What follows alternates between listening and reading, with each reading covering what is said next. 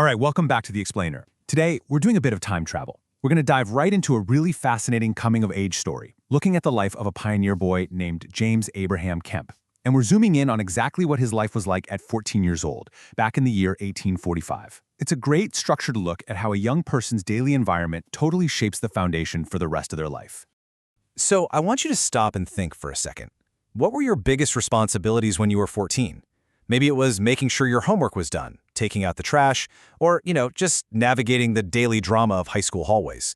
Hold on to that memory for a moment, because we're about to contrast it with the incredibly harsh, demanding, and honestly, utterly fascinating reality of what being 14 meant nearly 2 centuries ago. Section 1. Welcome to 1845, Canada West. To set the stage, our story takes place in Prince Edward County. At the time, this was a rural, deeply interconnected farming community in what we now call Ontario. James's father, a 49-year-old man named Abraham, was already a pretty established farmer here. He held a significant amount of crown land, which was actually a reward for his military service during the War of 1812.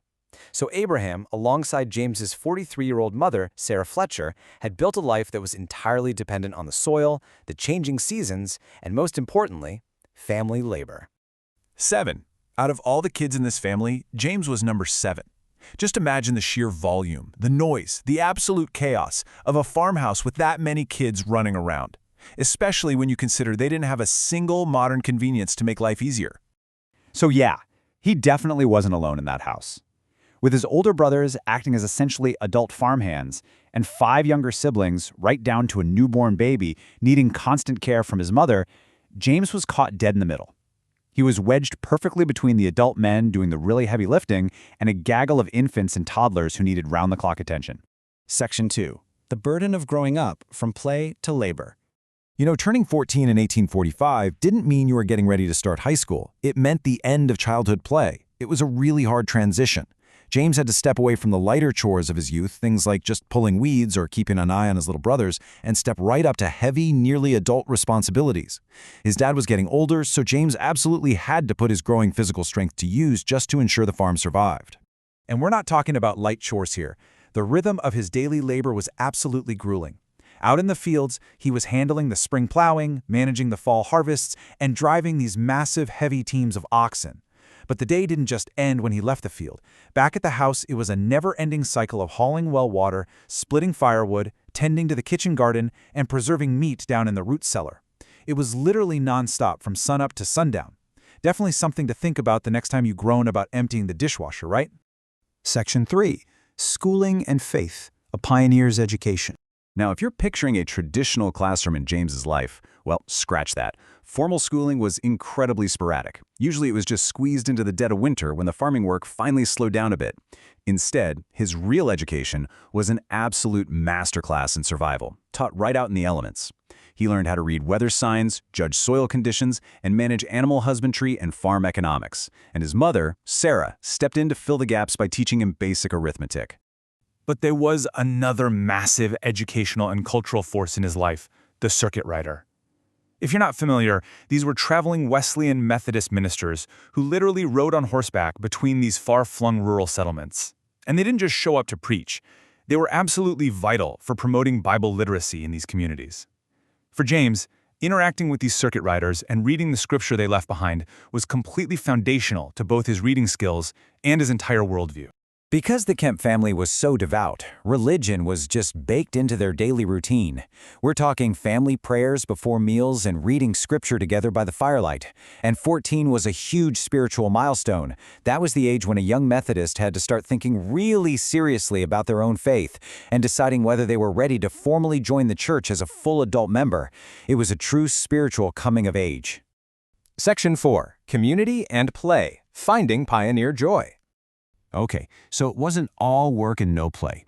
Even in such a harsh environment, teenagers found ways to blow off steam. A lot of times, this happened through something called a work bee. Basically, when a neighbor needed a barn built or a huge tract of forest cleared, the entire community would get together to tackle it. Yes, these were crucial for survival, but they were also massive social events. James learned all about community bonds and solidarity here, and these gatherings usually capped off with a lot of fun. Socializing, barn dances, or quilting bees. So what else did he do for fun? Well, he'd swim in the local creeks to cool off during the summer, play simple games with marbles and hoops, and explore the massive Canadian wilderness to build forts. He even took part in local militia drills. Believe it or not, that was required training in Upper Canada, but it was also a way for young men to get together, hang out, and learn basic drill and discipline. But here's the really fascinating part. A lot of this was basically survival disguised as play. James spent a huge chunk of his free time hunting rabbits, deer, and waterfowl, or fishing in the nearby streams. To a 14-year-old boy, tracking an animal or reeling in a fish feels like an awesome adventure. But make no mistake, every single fish he caught or rabbit he brought home was a critical supplement to keep his family fed. They made their own joy for sure, but that joy literally put food on the table. Section 5. The man he became, building the future. Because while James was out there working the fields in 1845, the world beyond his rural bubble was changing incredibly fast. Railways were being drawn up, cities were just swelling with new immigrants and industry, and the Canadian colonies were rapidly modernizing. James must have had this vague, growing awareness that the world he was about to inherit was going to be so much larger and so much faster than the one his father grew up in. And honestly, those formidable teen years, they built a rock-solid foundation. By 1861, he married Mary Jane Sovereign, settled down, and eventually thrived, not just as a farmer, but as a highly respected innkeeper in Delhi, Ontario. He went on to live a remarkably long and prosperous life, passing away in 1902 at the age of 71. And it was a life built directly on the intense work ethic forged during his youth. I want to leave you with this really powerful quote from the source text. What he knew in 1845 was the daily rhythm of farm life, the expectation that he would become a farmer, on the cusp of manhood. James Abraham Kemp didn't have a grand, mapped-out life plan. He just had his daily tasks, his family, and his responsibilities.